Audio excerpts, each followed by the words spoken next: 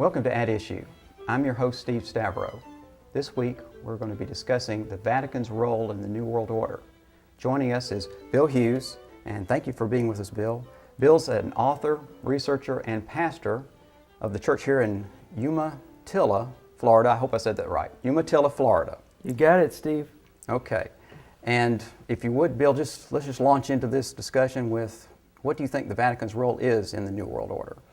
Steve, I think ultimately they control every aspect of the New World Order, from the political leaders, the financial gurus of our world today, and also the churches of today. I think that's the clear picture that we have, and all the research that I have done, Steve, pinpoints the domination of the Vatican in the world affairs of today.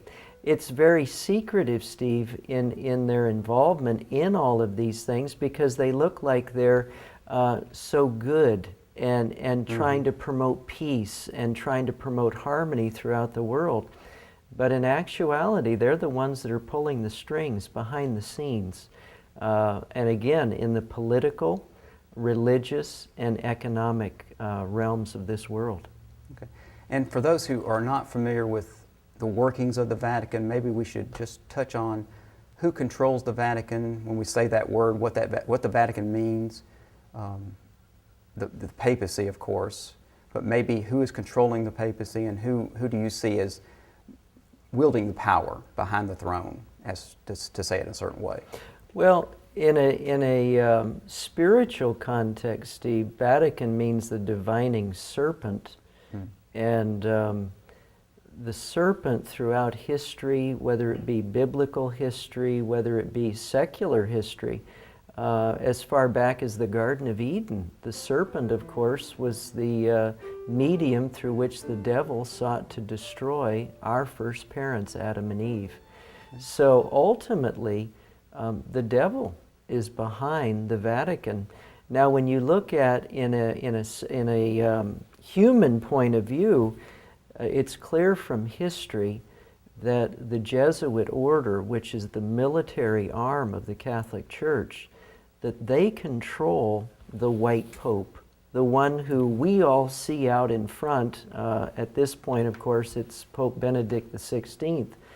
But ultimately, the one behind the white pope is the black pope, the Jesuit general.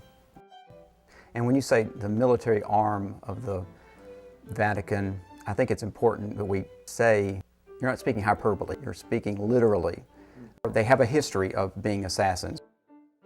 If we could touch on just a few things in their history, maybe that's the way to approach this. Let's go back to 1517, Martin Luther's come on the scene, and the whole Protestant Reformation has begun. When you look at history, Martin Luther nailed his 95 Theses on the door at Wittenberg in 1517. And from there, of course, he stood before the Diet of Worms and Charles V in 1521. The Reformation spread like wildfire because people for centuries had listened to tradition and had listened to lies and myths and foolishness. And so when Luther came in with his two great themes, one of sola fide, by faith alone, and the other sola scriptura, the Bible and the Bible only, Steve, these sent a shockwave throughout Europe. And the Vatican, that had stood so strong and so powerful for so long, they were shaken at their very foundations.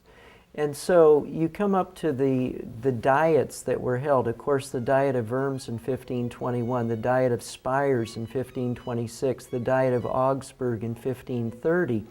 Charles V sought every possible means to destroy the Reformation of Martin Luther, but he couldn't stop it. And so in the 1530s, you have the rise of a man by the name of Ignatius Loyola, and Loyola's intent was to destroy the Protestant Reformation of Luther and other reformers who started to rise throughout Europe. Well, by 1540, the Jesuit order was established. It was established for two basic reasons, very simply. It was established, number one, to destroy everything that the Protestant Reformation stood for. And the other thing is that as it would destroy the Protestant Reformation, it would reestablish the authority and power of the Roman Catholic Church. In that light, it's so critical that we understand everything that the Protestant Reformation stood for. Most people who still understand the Protestant Reformation think it was simply a religious movement. Well, of course, it was a powerful religious movement, but it infiltrated, it filtered into every aspect of human life. It had power and authority in government, because prior to the Reformation, there had been no such thing as republican government. It had all been monarchical, where you have a person dominating the populace. But the Protestant Reformation brought in the idea and the principle that there could be republican, representative government.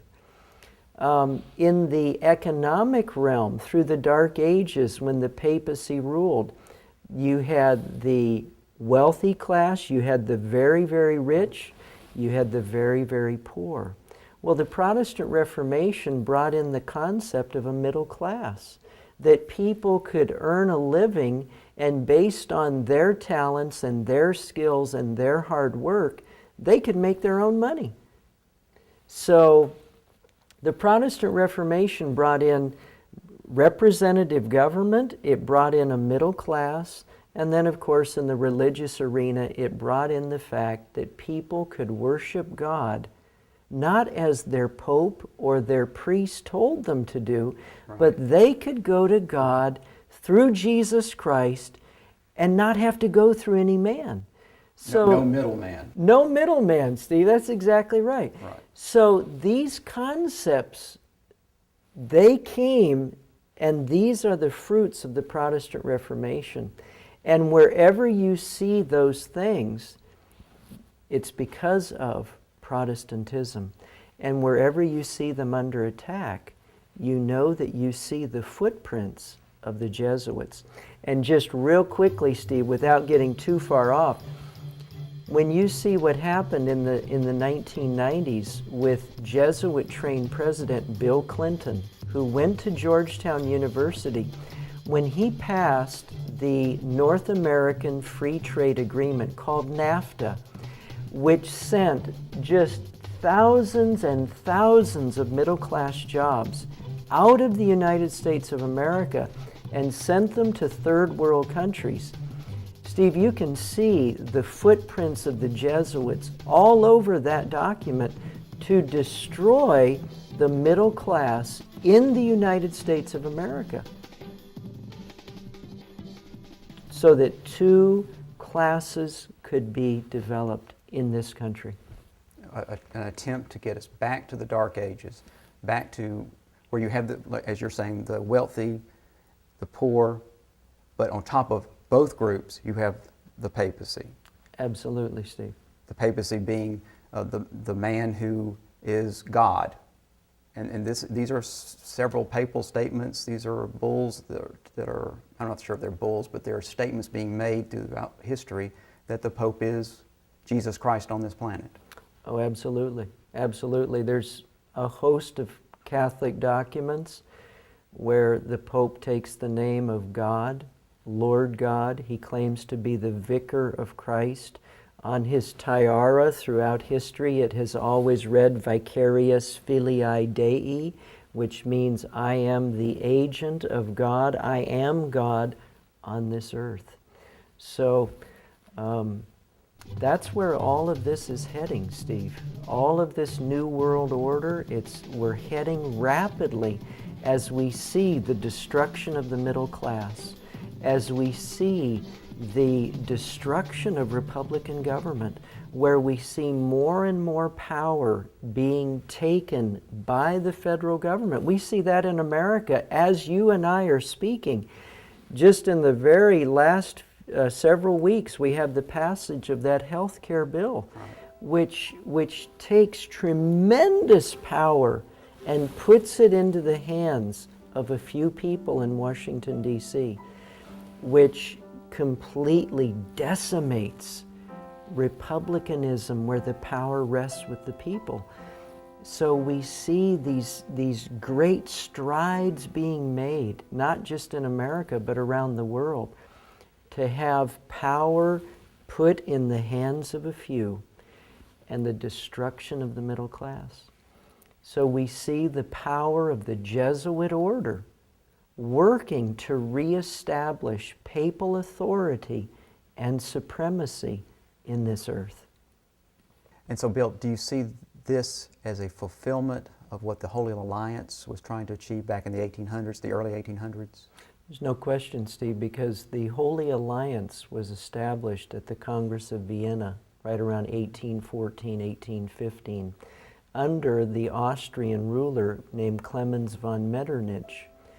Von Metternich, along with the Pope at that time, I believe it was Pius VII, and a host of European powers got together in Vienna. They then subsequently met 8 years later at Verona, and then there was a secret meeting in Cherie in 1825. And Steve, the whole goal of those three congresses, of those three meetings, were to destroy representative government throughout the world.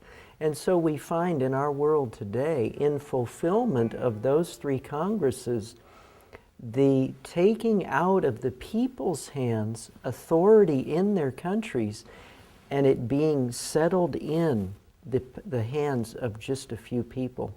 And again, we saw that with the health care bill just recently in America.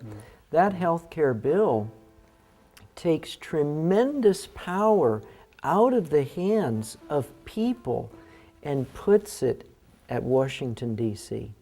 So this is in fulfillment of those three congresses. And you know, another aspect of it, Steve, that's so critical for our understanding of what is happening in America today in light of those congresses is that in 1814 and 1815, according to Burke McCarty's book, The Suppressed Truth About the Assassination of Lincoln, another book that I have here, written by a man by the name of Richard Thompson, who was an American Secretary of the Navy. He wrote the book called The Footprints of the Jesuits, and he nails down that at the Congress of Vienna in 1814, 1815, the Jesuit order was determined to be that group of men that would seek to destroy representative government in the world. And the primary focus, the bullseye, if you will, of the Congress of Vienna was a rising power across the shores of the Atlantic called the United States of America. So the Jesuit order would be sent here to the United States disguised as painters, as lawyers, as artisans, as printers, and it would be their determined purpose to destroy representative government in the United States. It was such a dire threat to the United States that James Monroe in 1823 came out with his famous Monroe Doctrine. And the Monroe Doctrine was simply a statement to the powers that were in the Holy Alliance: don't come and colonize in the Western Hemisphere. If you do, America will view that as an act of war, and we will go to war with you. Thomas Jefferson wrote a letter to James Monroe in which he said that this is the greatest threat to America since the Revolution. So the men that lived during that time understood how critical these congresses were and what a threat they were to the United States of America. The fact that we as Americans have been so asleep and in such a stupor and allowed this to happen, because we're seeing the fruits of those meetings today through the health care bill, through executive orders that are being passed that take authority out of the hands of the people and put it in the hands of just a very small few in Washington, D.C. John Adams wrote this to Thomas Jefferson. He said this about the Jesuit order. He said, "Shall we not have regular swarms of them here, in as many disguises as only a king of the gypsies can assume, dressed as painters, publishers, writers, and schoolmasters? If ever there was a body of men who merited eternal damnation on earth and in hell, it is this society of Loyolas." Steve, the founding fathers, for all of their limitations, they were men, they made mistakes, but they understood history. They understood that from the time of the inception of the Jesuit order in 1540 till the time of their suppression by Pope Clement XIV in 1773, that the Jesuit order had used intrigue, insurrection, and assassination to take over nations. Steve, the founding fathers of the United States understood that. That was why Thomas Jefferson and James Monroe and John Adams were so deeply concerned, number one, about the reestablishment of the Jesuit order in 1814, but even more so, the Congress at Vienna, Verona, and Cherie, because these leaders in the United States understood that the Jesuit order had been earmarked to be that group of men that would destroy Republican government in the United States and to seek to reestablish papal domination in our country. They understood that, Steve. That's why the Monroe Doctrine was written. That's why John Adams made the statement he did. And that, Steve, is why Samuel B. Morse, the famous inventor of the Morse code, wrote his two famous books, one published in 1835 called Imminent Danger to the Free Institutions of the United States Through Foreign Immigration, and his other classic book that he had published in 1844 called Foreign Conspiracy Against the Liberties of the United States. These men, Steve, understood that the Jesuit order would do whatever it took. Based on history, they would do whatever it took to destroy representative government in the United States, to destroy the middle class in the United States, and to destroy and take over all of the churches in the United States. And we are living today in that time, and we're seeing the fruits of those Congresses and the effective workings of the Jesuit order in this country.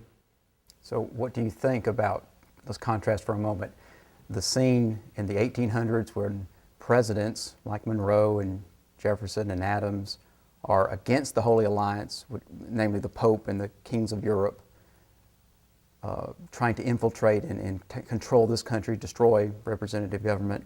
And today, when you've got presidents like George Bush, former President George Bush, and Obama and these others racing to meet the Pope every time they can, and actually bowing down to him on occasion. We've got pictures of that.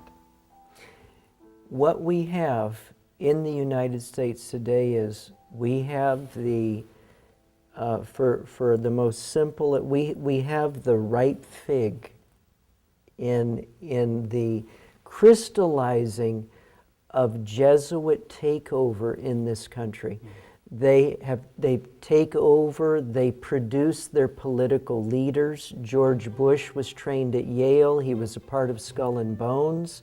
Skull and Bones is clearly connected to the man who started it in America, William Huntington Russell, had gone to Europe, had been in some Illuminati meetings in Germany, came over to America to start a chapter of Skull and Bones in America based on the Illuminati meetings he attended in Europe.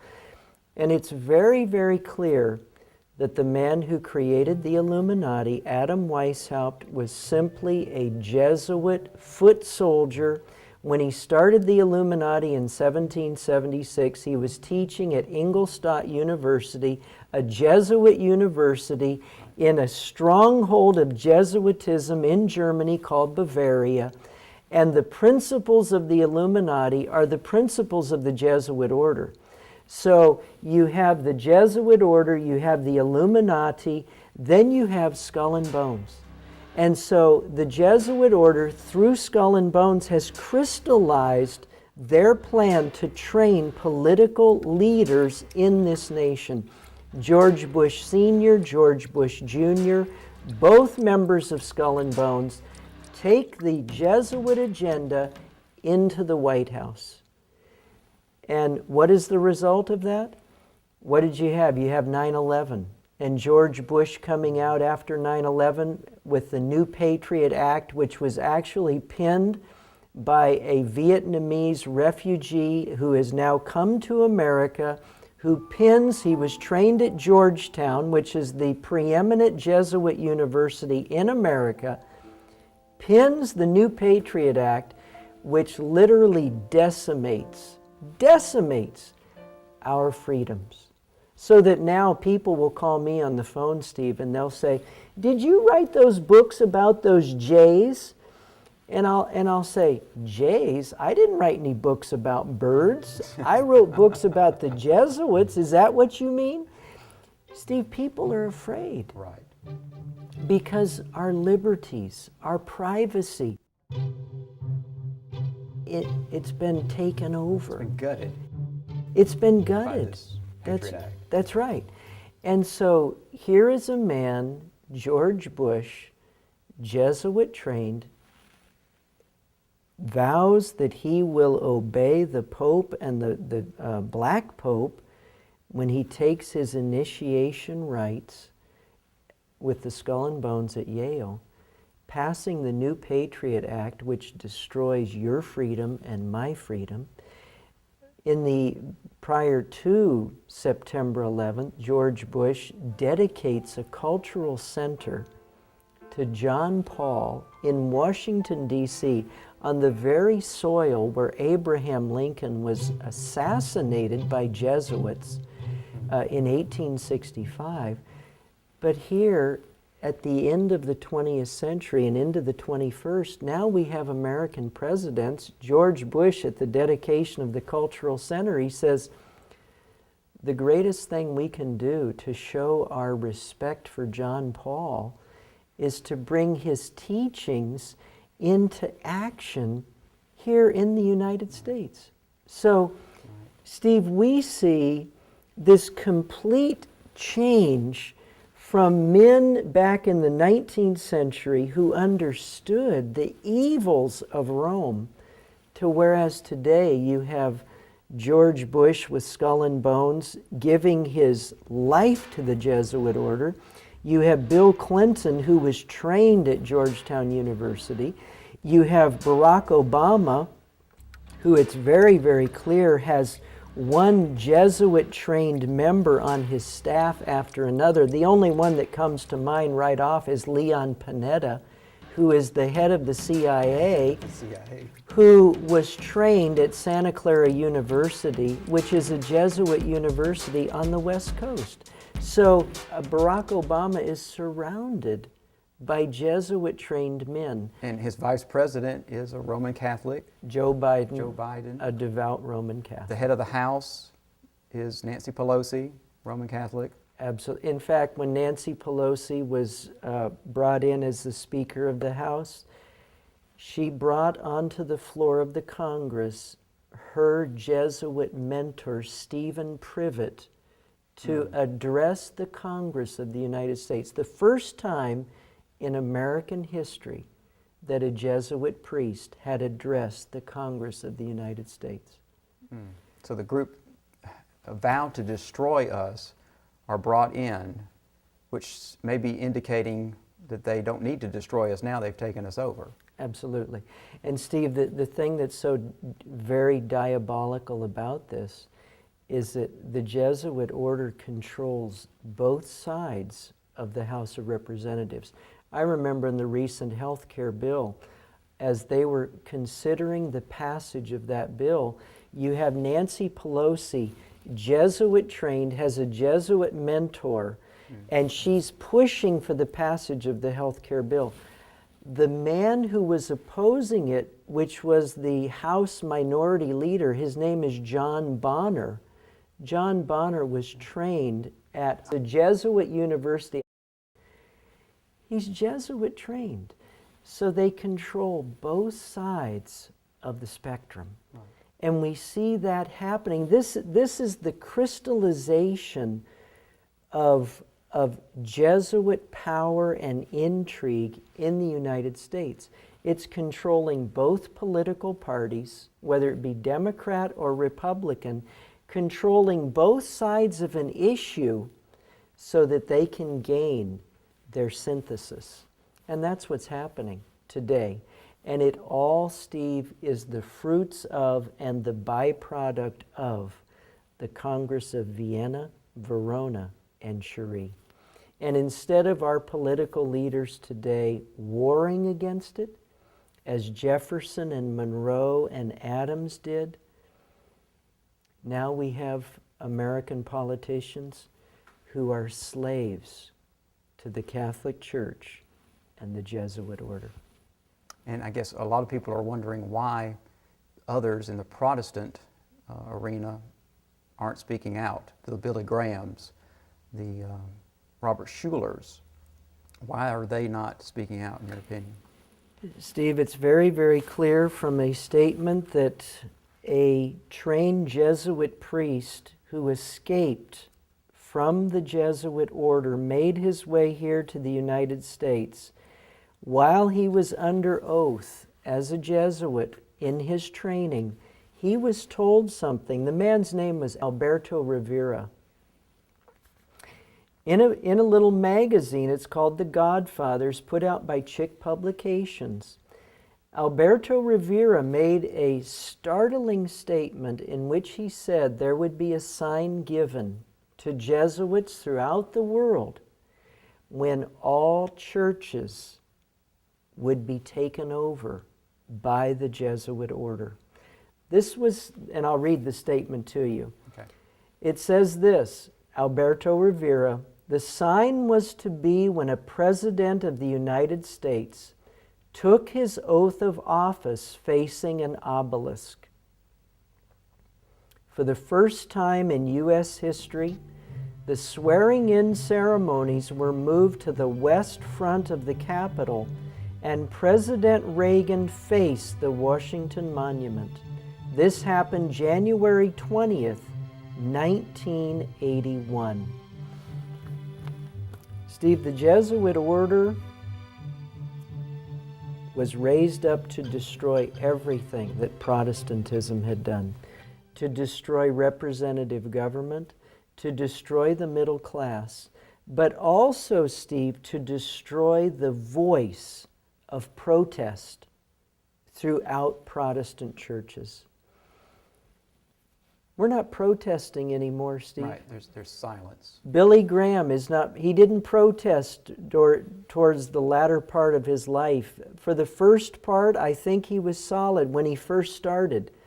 But along around the early 60s, his voice was silenced. Robert Schuller, Paul Crouch, Hal Lindsey, Pat Robertson, James Dobson, all of these men, they're not protesting. What they have become are agents of Rome. And what we have developing in our country right now, Rome again controlling both sides of the pendulum. As a German philosopher by the name of George Friedrich Hegel, when he identified the best way to create change and to get what you want to happen, it's called the Hegelian dialectic. And what you do is you control both sides of a situation, whether it be political parties or ideologies. but you control both sides so that you can create your synthesis. And today in the United States, the Jesuit order controls the very, very liberal, radical element that we find in the White House today, in Barack Obama, and the control that he is gaining daily in this country. But we also have the Tea Party movement, the religious right, the conservative element run by Dobson and Robertson, and some of your talk show hosts like Glenn Beck, Sean Hannity, Bill O'Reilly. The Jesuits control both sides of this, Steve, and it's their desire to create such chaos, and that's what we see in America today, such chaos, the radical and the ultra-conservative, and there will be a clash, and in the aftermath of that clash, Steve, they will get their synthesis. But that's where we're heading today, rapidly in this country. I don't think many people know that Fox News, the owner of Fox News is Rupert Murdoch. He's a Knight of Malta. And maybe if we could talk about for a moment, what are Knights of Malta? Who are those people? Well, Steve, there are so many different organizations that are called the Knights of something. Whether it be the Knights of Malta, the Knights of Columbus, the Knights of the Golden Circle, which John Wilkes Booth was a part of, and who claims that they were the ones responsible for the assassination of Lincoln. Steve, I have found in researching all of these different groups of knights, if you take it back to their ultimate source, they were created by Catholic or Jesuit priests. And all of these groups, Steve, have specific functions that they carry out on behalf of the white and the black pope. And Rupert Murdoch as a Knight of Malta, William Casey, who was a Knight of Malta, who headed the CIA during the presidencies of Ronald Reagan and I believe of George Bush. Wherever you see these men, Teddy Kennedy was not a Knight of Malta, but he was a Knight of Columbus. All of these men, Steve, are working on behalf of the Roman Catholic Church. Glenn Beck, Sean Hannity, Bill O'Reilly, Rupert Murdoch. They're pushing this agenda over here to combat the agenda of Barack Obama. What Americans do not understand, Steve, because it's hidden, is that Rome is behind it all with their synthesis waiting in the wings.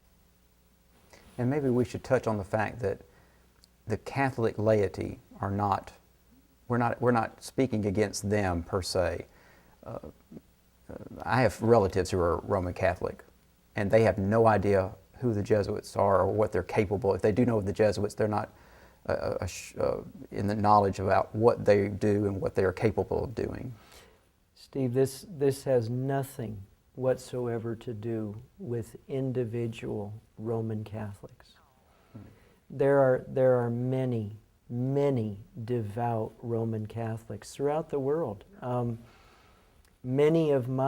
lot of my family on my wife's side they consider themselves Orthodox Christians. But in the final analysis, they're Roman Catholics. And there's so many fine Roman Catholic people. This has nothing to do with them. This is simply about a hierarchical structure that for centuries has been hell-bent on world domination and doing anything and everything necessary to bring about that world domination. If it means the destruction of leaders, if it means creating depressions, if it means destroying people's economies, it makes no difference. It's simply about control and domination. and we're talking about the hierarchical structure of the Catholic Church, that a lot of people today believe has changed, that it's now presenting a Christian guise because the priests wear crosses about their necks. But the Catholic Church themselves have declared, we do not change. And given the right atmosphere, the Catholic Church will come forward and will seek to give what they feel will save this planet, Steve. And it will be the ultimate demise of this world. And I think we ought to touch on the Council of Trent and what came out of that council back in the, get the dates right, middle 1500s. It was a span of 13 years the Council of Trent was conducted or so. What came out of that, and has that been renounced at this point in time? Or? It's very fascinating. See, the Council of Trent was from 1546 to 1563.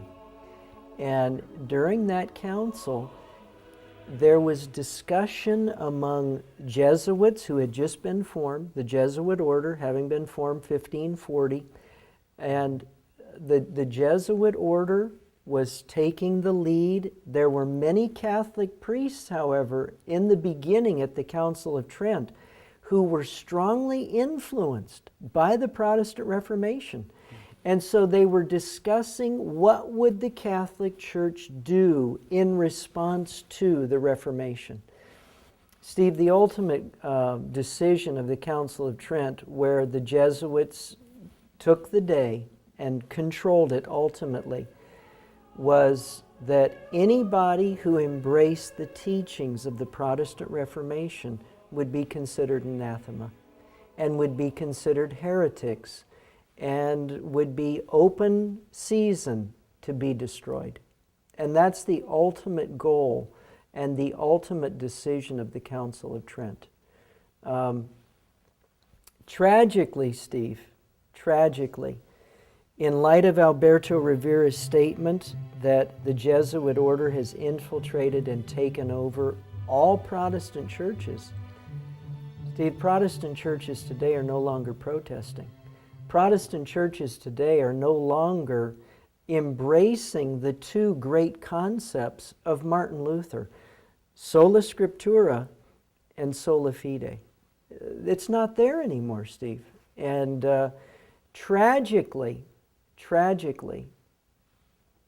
we don't have Protestant churches anymore. We have evangelical churches, but they're no longer protesting. Thank God there are people standing up that are protesting, but they're few and far between.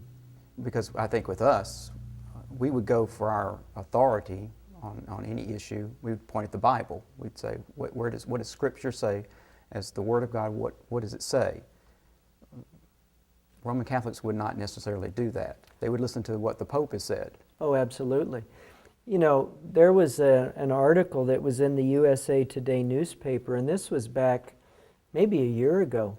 Benedict came out and he declared, and it was in USA Today, and it was in an encyclical that he had put out, where he said there is salvation only. Now, he didn't say it was in Jesus Christ, Steve. He said there is salvation that can only be found in one church, and that's in the Church of Rome. Now, that was published in an encyclical within the last year or two. So, how it is that evangelical churches can allow that, can accept that, that's unconscionable. That completely rewrites history and brings us back prior to the 95 Theses that were nailed on the doors at Wittenberg Chapel. Jesus would say, I am the way, I am the truth. Absolutely, Steve. And the Pope says, he's in essence saying, he is the way. Absolutely. Benedict is saying that he is the way, the Catholic Church is the only way to salvation. And a Protestant could never accept that. A true Protestant could never accept that. Tragically, the churches, all churches, we're not just talking about the Presbyterians or the Universal or the Lutheran or the Baptist or the Seventh-day. We're talking, Steve, about all churches. Alberto Rivera's statement, it applies carte blanche across the board. Every church has been infiltrated and taken over. And I would challenge, Steve, I would challenge any person watching this broadcast to go back and analyze their church in the last 30 years. Since Ronald Reagan took his oath facing the Washington Monument, if they have not seen their church and what their church once believed to have been completely rewritten. Right. I would challenge anyone, Steve. Another thing I would challenge people to do is to go back and analyze over the last 30 years if their church has not completely watered down their view on who the Antichrist is. Prior to that, Steve, prior to 1980, back in, say, the 60s, 50s, 40s, 30s, there was not a Protestant church in America or in the world that did not understand who the Antichrist power was of Scripture, who Babylon the Great is in Revelation 17.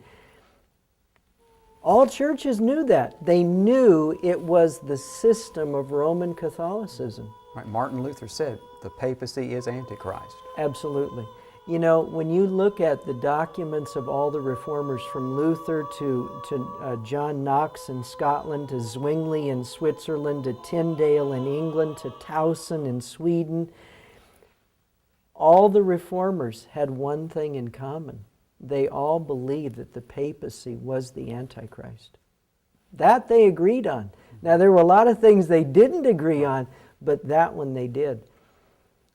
Why it is today that we don't hear that? Well, it's obvious. Because what Alberto Rivera said is true. And the reports I've read are that he was poisoned, Rivera. I spoke with Alberto Rivera about probably a year before he died. And I asked him, I said, Dr. Rivera, you're not well. Why? Would you tell me what happened? And he told me that he went to a dentist who claimed to be a Protestant. And the dentist, he was going to fix some of his teeth. A dentist took a needle to numb his mouth and shot it just as far into his mouth as he could. And it was poison. And Alberto Rivera said from that day, he said, I have had horrible headaches that leave me just listless. And sometime within a year after that, he was dead. And the Jesuits have a history of assassinating or murdering people who are outspoken, who get in their way. Steve, that has been going on from the get-go. I mean, numerous attempts on Queen Elizabeth I. Oh, it's... Besides Luther, numerous attempts on Queen Elizabeth. We established, Steve, it's a fact of history, the Jesuits were started in 1540. From that point, you have Queen Elizabeth came into power in 1558, ruled for the next 45 years in England till 1603. During that time period, because she refused, this was her only crime, she refused the supremacy of the Pope in her kingdom. She refused to allow the Pope to control her throne. There were at least a dozen plots on her life. If it had not been for the intervention of God and the work of her immediate assistants, a man by the name of Francis Walsingham and Lord Cecil, these two men matched wits with the assassins who tried to kill Elizabeth. And these two men protected her, with the power of God, of course. Because all of those attempts failed, Steve, Philip II of Spain, who was a devout Catholic, he was the son of Charles V, who tried Luther at Worms. Both Charles V and his son Philip II both used all of their wealth, all of their political power to destroy the Protestant Reformation. Well, when Elizabeth could not be killed, Philip II and the Pope at that time, they got together and Spain built the most powerful fleet of ships that had ever been assembled. It was called the Spanish Armada. The purpose for the Spanish Armada was one. It was to go up the western side of Europe and to go right up into England and destroy the throne of Protestant Queen Elizabeth. That was the whole reason for it.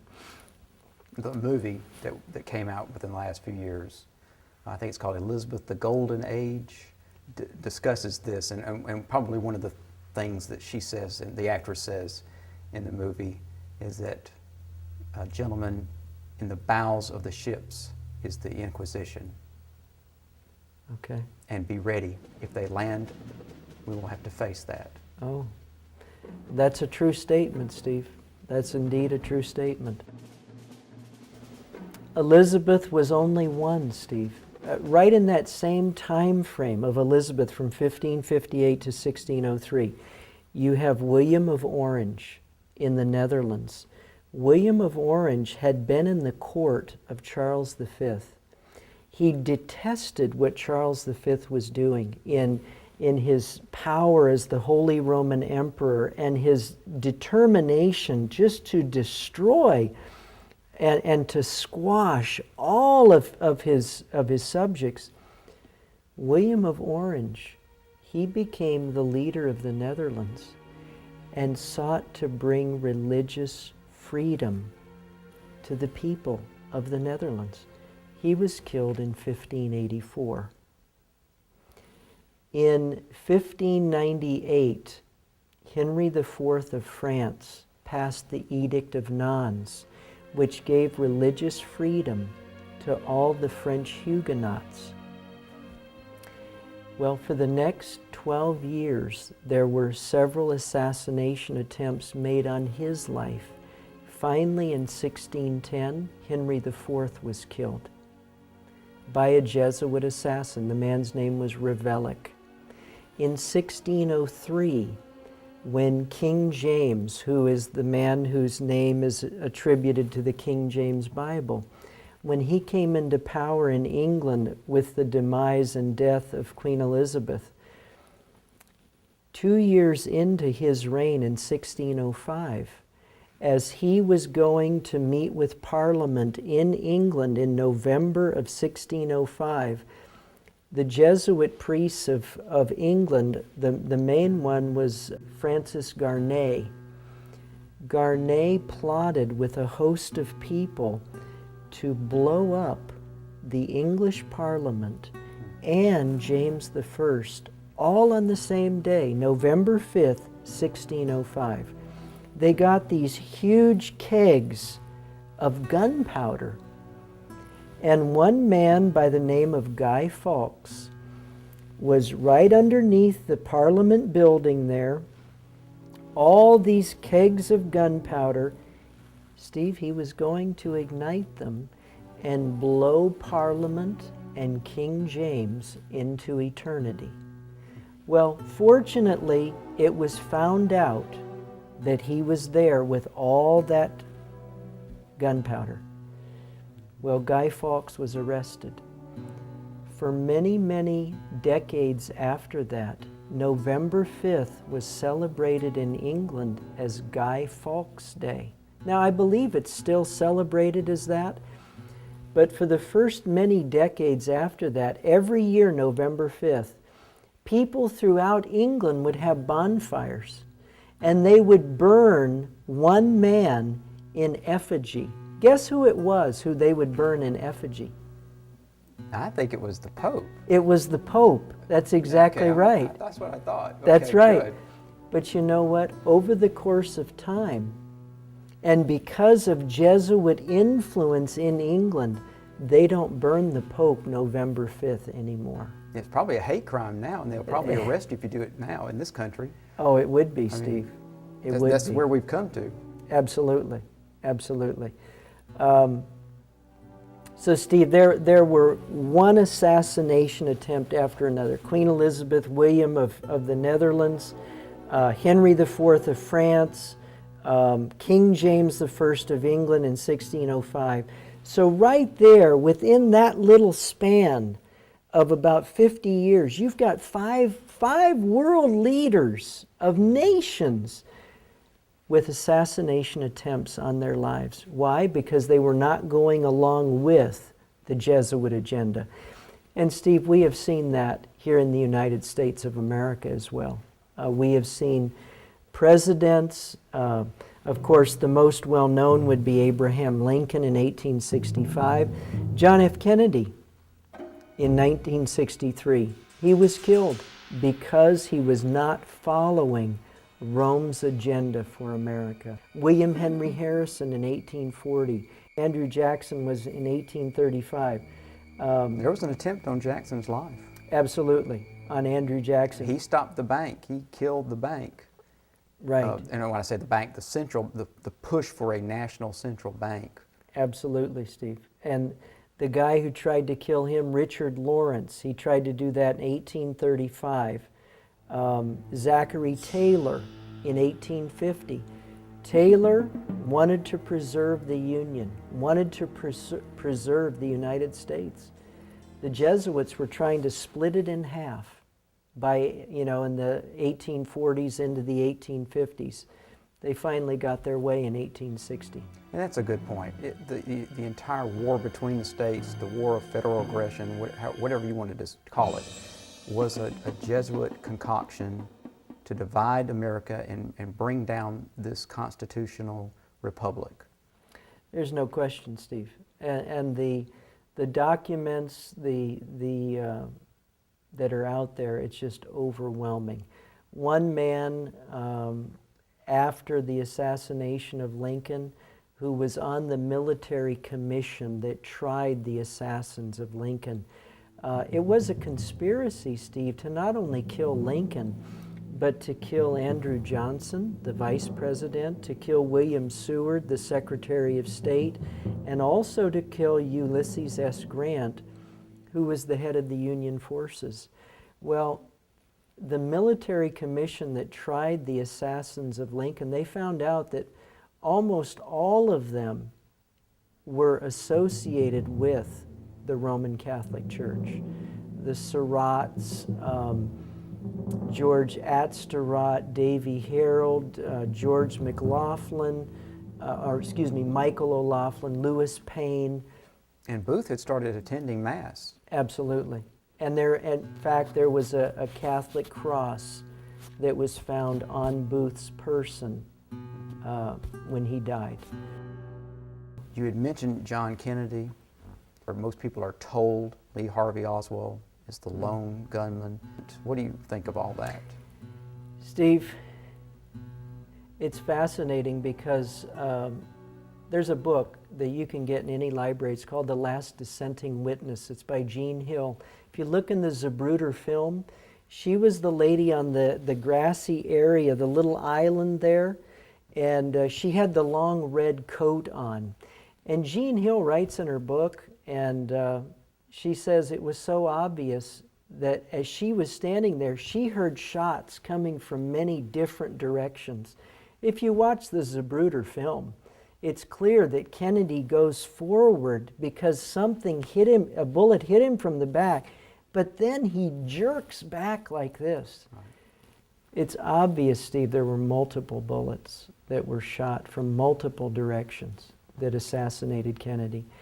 And there were three reasons why they killed him. Because he wanted to reestablish the coining of money by Congress.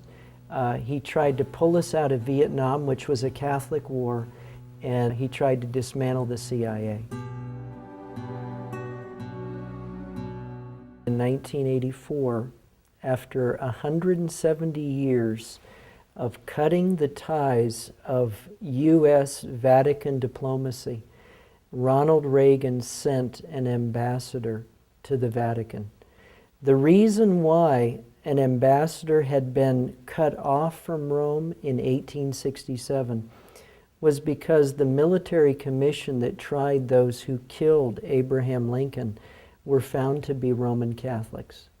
And so the U.S., in protest, withdrew their ambassador from Rome. Well, 117 years later, 1984, Ronald Reagan sends an ambassador to Rome.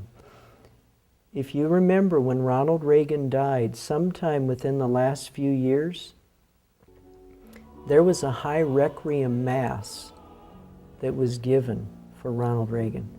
A high requiem mass is only given for those who have done special service for the Roman Catholic Church. Ronald Reagan was honored in his death by Rome. And I think we've seen Clinton, former President Clinton, at Mass, and also George Bush at Mass. And I don't think you can be partaking of communion unless you are a Roman Catholic. Do you have any thoughts on that? Steve, I don't think you're allowed to take the communion in the Catholic Church unless you are a Roman Catholic. So we have some closet Catholics. No doubt about it. No doubt. The only reason, Steve, that Clinton never came out, even though he went to Georgetown, which is the preeminent Jesuit university in Washington, D.C., and the only reason George Bush didn't come out, when he made his vow and entered the Order of Skull and Bones at Yale, he had to bow before the leader of Skull and Bones at Yale. He had to bow before somebody who was dressed up like the White Pope, and he had to bow down before a man who was dressed up like the Jesuit general. George Bush sold himself when he was at Yale, and the only reason he didn't come right out and say, "I'm a Catholic," is because it would have upset people, and it would have spilled the apple cart. This way he could do exactly what Rome wanted him to do, and nobody would think twice. If Jesus Christ does not return and take us back to heaven, we are entering, Steve, another dark age. That's where this world is going. It's to another dark age. But I believe that God's not going to allow that. The papacy had their chance, and they failed through the dark ages. This time, before it can go too far, Christ will come. And those who have embraced Him as their Savior and Lord, He will take them to heaven. Well, I want to thank you, Bill, for being with us today, letting us come into your church here in Umatilla, Florida. And let me just say that we'll be joining you again next week with another documentary or production. Until then, God bless.